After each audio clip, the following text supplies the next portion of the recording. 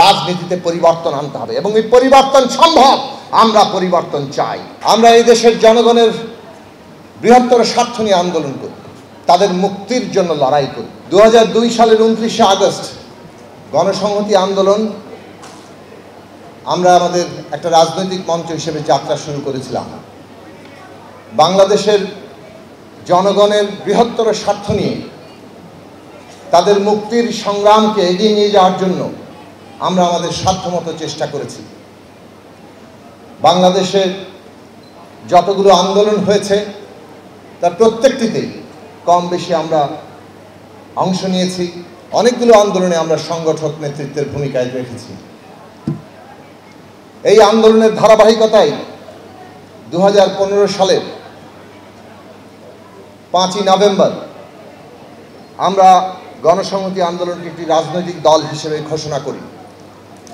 সেই হিসেবে এই আর মাত্র কয়েকদিন পর 5ই নভেম্বর রাজনৈতিক দল হিসেবে গণসংহতি আন্দোলনের 1 দশক পূর্ণ হবে। আমরা এই দেশের জনগণের বৃহত্তর স্বার্থ নিয়ে আন্দোলন করি, তাদের মুক্তির জন্য লড়াই করি এবং সেই কারণে আমরা মুক্তিকামী গণতন্ত্রের সংগ্রাম করি। এই দেশের সমস্ত মানুষ জাতিগতভাবে, ধর্মীয়ভাবে, লিঙ্গীয় পরিচয়ে কিংবা যে কোনোভাবে তারা প্রান্তিক হোক না কেন, প্রত্যেক নাগরিকের নাগরিক মর্যাদার ভিত্তিতে রাষ্ট্র তৈরি হবে। এই দেশের শ্রেণীগত যে শোষণ বঞ্চনা, তার বিরুদ্ধে মানব জাতি যে স্বপ্ন দেখেছে, ইউনিভার্সাল কার্ডিয়াক হসপিটাল আপনার হৃদয়ের আরো কাছে। সেই স্বপ্ন শ্রেণী, ধর্ম, জাতি, বর্ণ কিংবা লিঙ্গীয় পরিচয়, তার সমস্ত শোষণ বঞ্চনা, অধস্থনতা সব কিছুকে অতিক্রম করে মানব জাতি যে মুক্তির স্বপ্ন দেখেছে, বাংলাদেশে সেই স্বপ্নকে আমরা কার্যকর করতে চাই। আমরা বিশ্বাস রাখি এই দেশের মানুষ সারা দুনিয়ার মানুষের সাথে একাত্ম হয়ে এই সমাজ নির্মাণ করতে পারবে। সেই কারণে আমরা মুক্তিকামী গণতন্ত্রের জন্য লড়াই করি, আমরা সামাজিক গণতন্ত্রের জন্য লড়াই করি। কারণ এই দেশে গণতন্ত্র আছে, কিন্তু দেশের সংখ্যাগরিষ্ঠ মেহনতি খেটে খাওয়া মানুষ, তাদের ন্যায্য হিস্সার কোনো ব্যবস্থা নেই।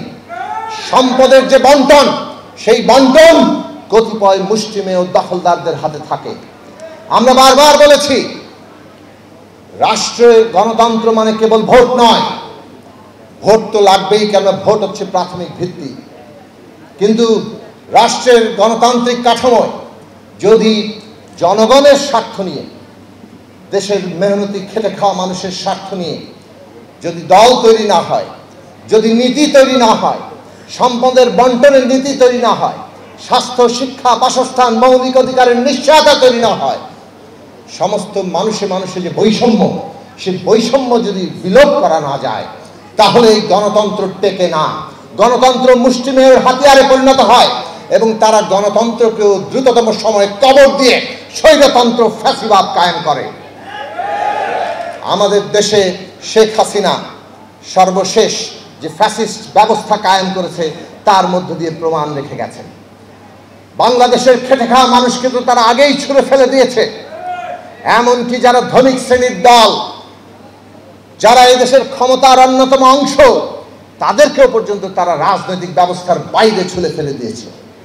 গুম, খুন, হত্যাকাণ্ড, সমস্ত রাষ্ট্র ক্ষমতা ব্যবহার করে লুটপাট, এই সব কিছুই হয়ে উঠেছিল তাদের হাতিয়ার, এই সব কিছু হয়ে উঠেছিল তাদের লক্ষ্য।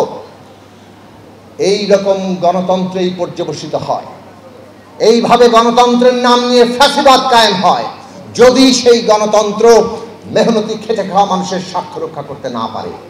কাজেই আজকে আমরা নির্বাচনী গণতন্ত্রের কথা বলছি, কিন্তু এই নির্বাচনী গণতন্ত্র যদি খেটে খাওয়া মানুষের অধিকার রক্ষার গণতন্ত্রে পরিণত হতে না পারে, তাহলে এই গণতন্ত্র টেকে না। সে কারণে আমরা রাজনৈতিক ব্যবস্থার পরিবর্তনের পাশাপাশি দেশের অর্থনীতি, দেশের সামাজিক ব্যবস্থা, দেশের সাংস্কৃতিক ব্যবস্থা সবকিছু পরিবর্তনের জন্য লড়াই করেছি। হ্যাঁ, আমরা শুরু করেছি রাজনৈতিক ব্যবস্থা পরিবর্তনের জন্য। কারণ এই দেশে 72 সালে লক্ষ শহীদ, 71 সালে রক্ত দিয়ে যে রাষ্ট্র প্রত্যয়ন করেছেন, সেই রাষ্ট্র লক্ষ শহীদের যে আকাঙ্ক্ষা, সাম্য, মানবিক মর্যাদা, সামাজিক ন্যায় বিচার প্রতিষ্ঠা, সেই আকাঙ্ক্ষা অনুযায়ী গড়ে ওঠেনি।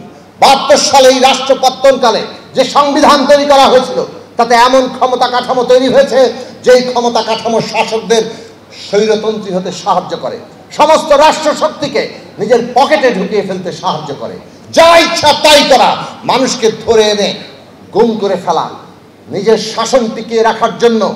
সবশেষে আমরা যেটা দেখলাম ২৪-এর গণঅভ্যুত্থানকালে হেলিকপ্টার থেকে গুলি করে হত্যা করছে, স্নাইপার গান দিয়ে হত্যা করছে, আমাদের শিশুদের হত্যা করেছে, তারা আমাদের তরুণদের হত্যা করেছে, তারা আমাদের বয়স্ক মানুষদের হত্যা করেছে, নারী পুরুষ, এই দেশে বাঙালি, চাকমা, মারমা, এই দেশে হিন্দু, মুসলমান, বৌদ্ধ, খ্রিস্টান প্রত্যেকেই রক্ত দিয়ে প্রমাণ করেছে এই যে বাংলাদেশের শাসন কাঠামো, ক্ষমতা কাঠামো সংবিধানে আছে, এটা দিয়ে আর বাংলাদেশ এগোতে পারবে না।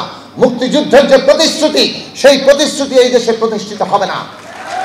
আর সেই কারণে ২৪-এর তরুণরা, আমাদের দেশের ছাত্র, শ্রমিক, জনতা সকলে মিলে মুক্তিযুদ্ধকে, তার আকাঙ্ক্ষাকে ২৪-এ নতুন করে হাজির করেছেন। এই বাংলাদেশ হবে বৈষম্যহীন বাংলাদেশ। কাজেই আমাদেরকে ওই ধারাবাহিকতা রক্ষা করতে হবে। আমরা পরিষ্কার করে বলেছি যে রাজনৈতিক ব্যবস্থাকে যেভাবে সমস্ত লুটপাট আর হত্যাযজ্ঞের হাতিয়ারে পরিণত করা হয়েছে তাকে বদলাতে হবে, এবং সেটা বদলাতে হলে পুরো ক্ষমতা কাঠামোর খোল নলচে বদল না করে আমরা এক পাও এগোতে পারবো না। ৯০-এর গণঅভ্যুত্থান আমাদের শিক্ষা দিয়েছে। আমাদের রাজনৈতিক জীবনের শুরু হয়েছিল ৯০-এর গণঅভ্যুত্থানের মধ্য দিয়ে। আমরা দেখেছি এত মানুষের উত্থান একটা স্বৈরাচারী সরকারকে পতন ঘটিয়েছে, কিন্তু বিদ্যমান ক্ষমতা কাঠামোর কোনো বদলের লক্ষ্য কিংবা কর্মসূচি ওই অভ্যুত্থান দাঁড় করাতে পারেনি। তার ফলে নির্বাচন হয়েছে, কিন্তু স্বৈরতন্ত্রের বদল ঘটেনি, বরং স্বৈরাচার ধীরে ধীরে আরো জেগে বসেছে। এমনকি মানুষের ন্যূনতম ভোটের যে অধিকার, নাগরিকের প্রাথমিক অধিকার, সেই অধিকারটাও কেড়ে নেওয়া হয়েছে। তার মানে হচ্ছে প্রজাতন্ত্র মানে হচ্ছে জনগণের হাতে ক্ষমতা, সেই প্রজাতন্ত্রটাকেই ধ্বংস করে দেওয়া হয়েছে।